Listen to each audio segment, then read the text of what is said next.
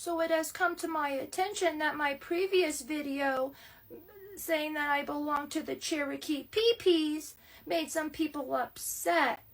And so I'm sorry that you're such a baby. You know, I've had some time to think about this a little bit, and I wanted to talk about something that really brings up a much deeper conversation. And I'm not going to address this person specifically. The moment I saw this person licking bird poop off of a window, they have other things. And I think there's some legitimate mental illness going on here in this video. However, I think it does bring up a bigger conversation that we have been, as Indigenous people, talking about for a long time that's been met with some very stiff resistance over the years. And I'm thinking that maybe this is a good way to bring that to the consciousness of people who maybe are not thinking about this the way that we are. Unfortunately, we live in a society where this type of behavior is not only accepted, but in a lot of spaces, this type of behavior is encouraged. The use of Indigenous imagery has been a widespread problem. We see it a lot with certain products, with businesses. We see it across the board. I remember growing up and watching the show Gumby. In the show Gumby, I remember him going to the pesky Indian reservation. Well, Pokey, this is the road to the gold country. Yeah, but we're passing right through the pesky Indian reservation. I'd like to look a little longer. My scalp, mane, is just fine where it is. Come on, Pokey. Bring the Geiger counter and follow us. What good would this old Geiger counter do against those savages?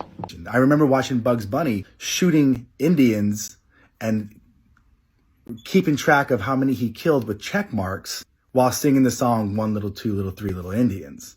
1 little, 2 little, 3 little Indians. This type of behavior is not abnormal.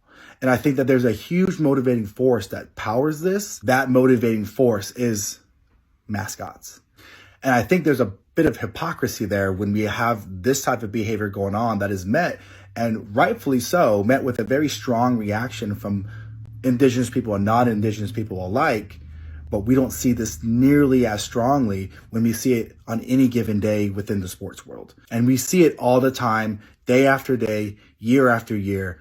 And very little is ever done about it. And though there has been some headway made with certain particular teams, there are still a lot of them out there, including local high school children's teams that have this type of imagery. And not only is a problem objectifying an entire group of people, mind you, with stereotypical imagery and stereotypical behavior, but also you have to look at the motivating force behind that, which is the fans.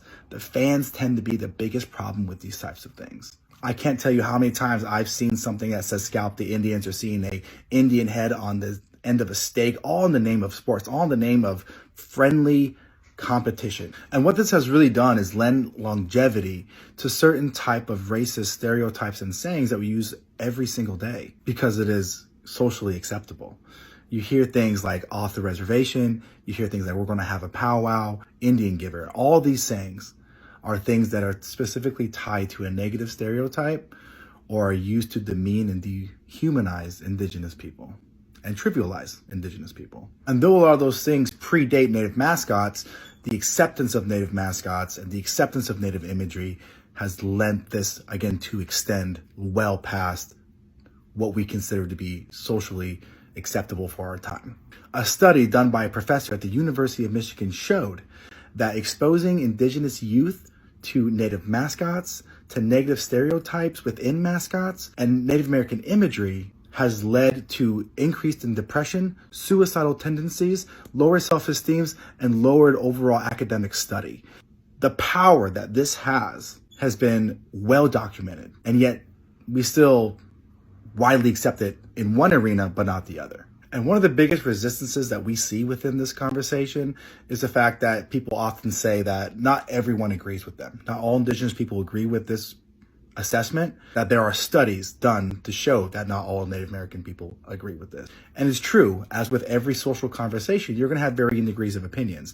And though a lot of that data that they refer to is not entirely accurate. Or it says that in 2004, a poll found that 90% of Native Americans did not find the name offensive.